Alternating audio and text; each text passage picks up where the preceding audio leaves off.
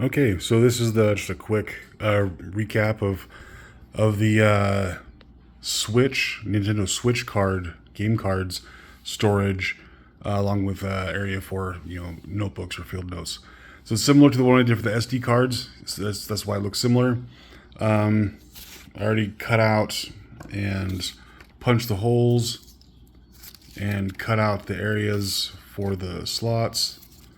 And so I'm going to be, just like I did in the last video, I'm going to be putting the two panels together first, similar to this, and then this is the outside, but so on the inside, this will go here, and this will go approximately there. Okay, so it'll be, I need to sew this together first, then this, and then do the sides and the side to the body. Remember to punch out the holes if you're going to be putting in snaps. The holes are going to be underneath that panel right there, so make sure you punch out those holes first if you're going to use snaps or some type of enclosure that's going to go underneath this. All right, I'll be right back in a minute. Okay, like I mentioned before, I wanted to do a version of this for Nintendo Switch game cards, and here it is.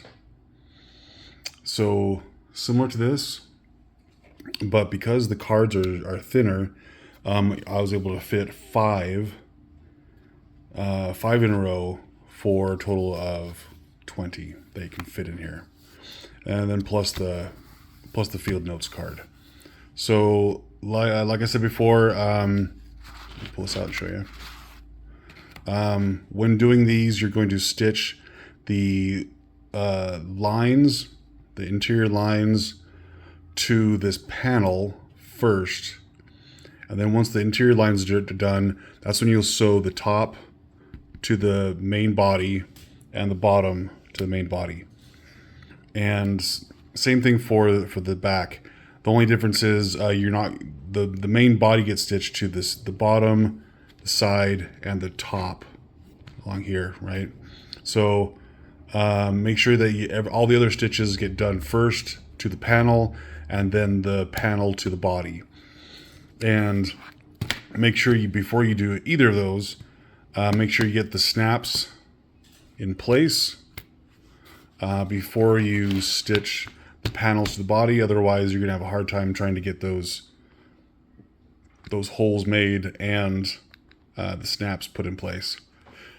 So if you have any questions, let me know, but I'm gonna get some pictures real quick. This is a fairly straightforward pattern. It should be fairly easy. There's the pen loop. That's optional. If you don't want it there, don't punch the holes, like I said in the pattern. And if you want to use different enclosures, that's fine. Don't punch these holes, then that's fine. And use some other type of enclosure method. All right. This has been, I like these colors though, the green and brown. This one is for my daughter. She requested this color pattern, so this one's for her, but I can make any other ones if anybody's interested. And again, there's the SD card one. So, all right, got some pictures done. Thanks. Bye.